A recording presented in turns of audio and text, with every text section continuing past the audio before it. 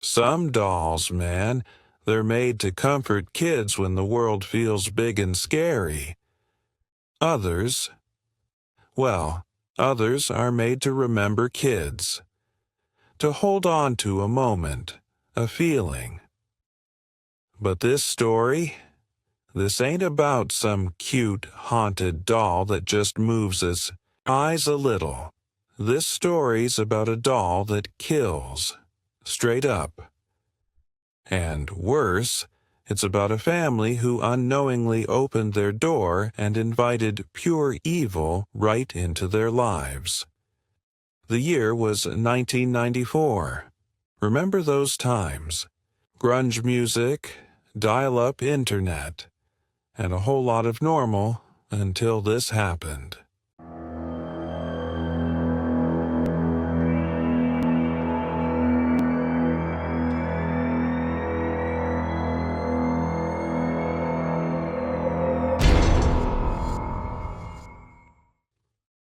A woman named Mara, a single mom just trying to make a fresh start, moved with her quiet 7-year-old daughter, Emily, into this creaky, old 2-story house. It was in a quiet Pennsylvania town, the kind where everyone knows your business, but nobody really sees what goes on behind closed doors. Emily was a sweet, quiet kid. Big, wide eyes that seemed to soak everything in, and a real soft spot for old, dusty antique toys you'd find in forgotten corners. Up in the attic, under a stained and dusty tarp that smelled like mothballs and time, they found it, like it was waiting for them. A porcelain doll. Tall for a doll, maybe about 2 feet high, dressed in these old-fashioned Victorian clothes, all lace and frills that looked like they'd yellowed over a century. But it was the doll's face that got your attention. Eyes painted a shimmering green, almost glowing in the dim attic light. Lips curved in this creepy, almost smile, like it knew something you didn't. "Can I keep her, Mommy?" Emily asked, her eyes wide with that innocent hope only a kid can have. Mara hesitated. There was something about that doll. It gave her a weird feeling, a little prickle of unease. But Emily looked so happy. And something else. The doll did feel oddly familiar, like it had always been there, a part of the house's forgotten history.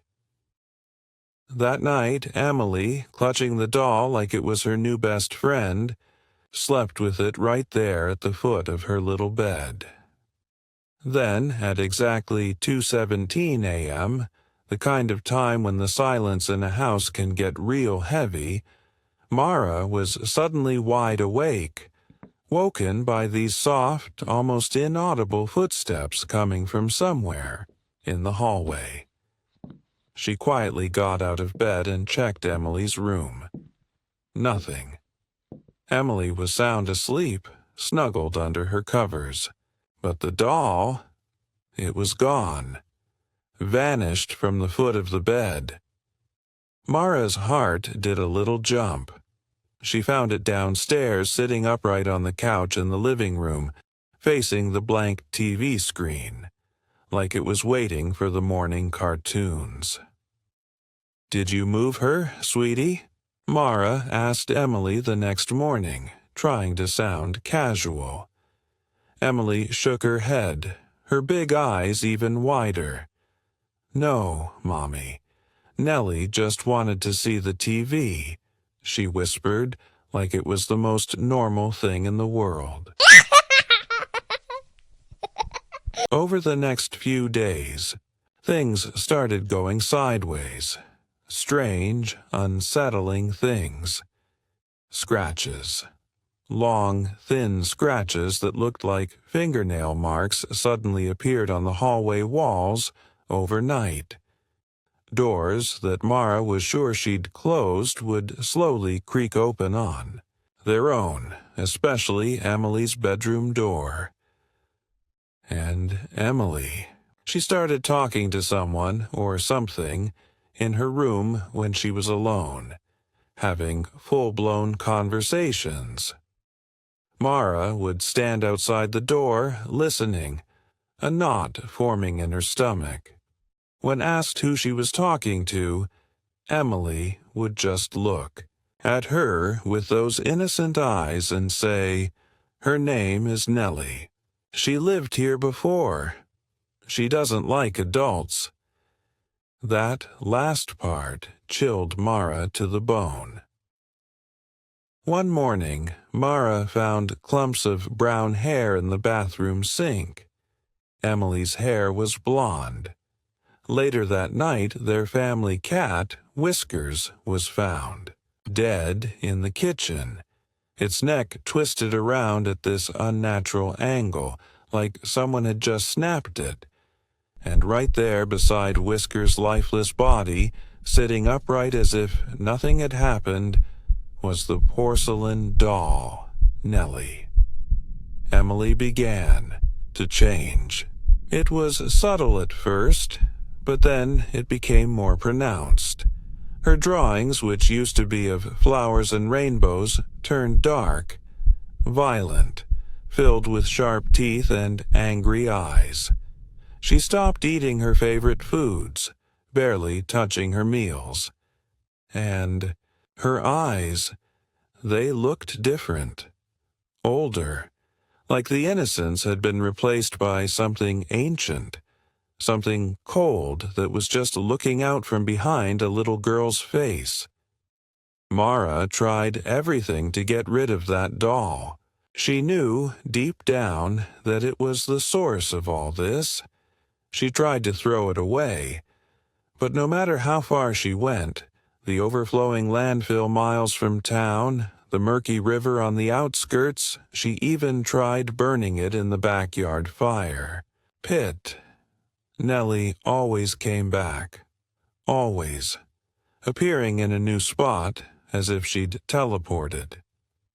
Desperate, feeling like she was losing her mind, Mara dug into the history of the old house. She went to the local library, the Historical Society.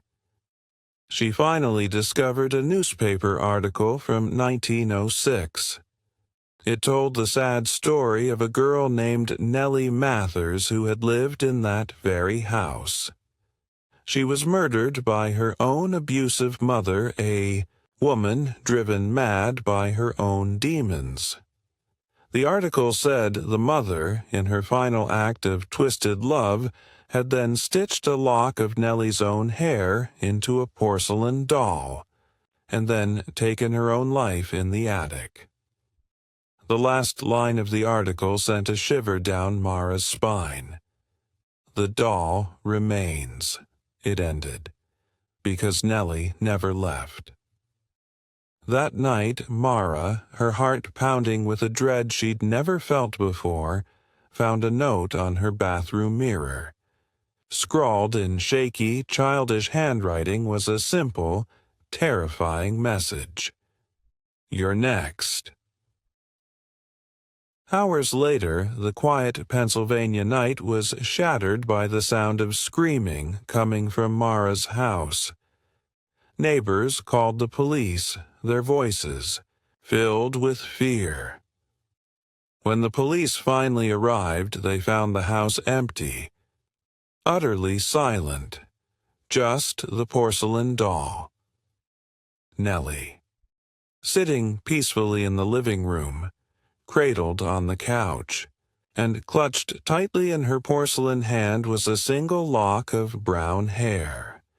Mara's brown hair. The doll, Nellie, was eventually sold at a local police auction. Someone, drawn by the creepy story, bought it. To this day, the buyer remains missing, vanished without a trace. So, if you ever see a porcelain doll, any porcelain doll, but especially one with eyes that shimmer a strange green, Don't pick it up. Don't even look at it too long, or she might decide you're the next one she wants to play with.